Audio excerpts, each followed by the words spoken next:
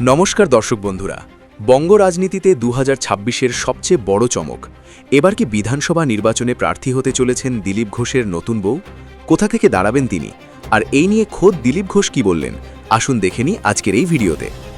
2026-এর বিধানসভা নির্বাচন যতই এগিয়ে আসছে ততই নতুন নতুন সমীকরণ তৈরি হচ্ছে রাজ্যে।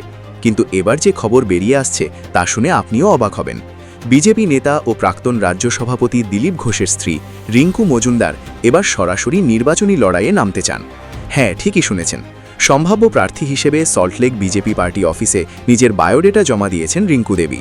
তার পছন্দের তালিকায় রয়েছে 3টি কেন্দ্র: মেদিনীপুর, বীজপুর ও নিউ টাউন।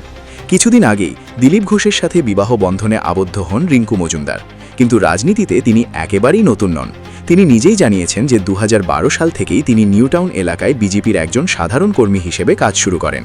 পরবর্তীকালে বিজেপির তাঁতশিল্পী সেল ও মহিলা মোর্চাতেও অনেক বছর ধরে দাপটের সাথে কাজ করেছেন। রিঙ্কু দেবী স্পষ্ট করে দিয়েছেন যে দিলীপ ঘোষের স্ত্রী হিসেবে কোনো বাড়তি সুযোগ তিনি চান না, বরং একজন অনুগত দলীয় কর্মী হিসেবে নিজের কর্মের ভিত্তিতেই তিনি এই টিকিট দাবি করেছেন। অন্যদিকে স্ত্রীর এই সিদ্ধান্তকে পূর্ণ সমর্থন জানিয়ে পাশে দাঁড়িয়েছেন দিলীপ ঘোষ। তিনি বললেন, রিঙ্কু আমার চেয়েও পুরনো পার্টি কর্মী। দলের হাজার হাজার কর্মী বায়োডেটা জমা দিয়েছেন, এর মধ্যে অন্যায়ের কিছু নেই, দলই চূড়ান্ত সিদ্ধান্ত নেবে।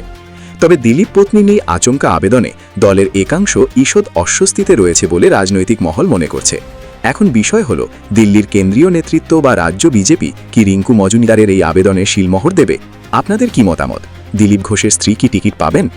আপনাদের মতামত নিচে কমেন্ট করে অবশ্যই জানাবেন। ভিডিওটি ভালো লাগলে লাইক ও শেয়ার করুন। আর বঙ্গ রাজনীতির এরকম সব গুরুত্বপূর্ণ আপডেট পেতে চ্যানেলটি সাবস্ক্রাইব করতে ভুলবেন না। ভালো থাকবেন, ধন্যবাদ।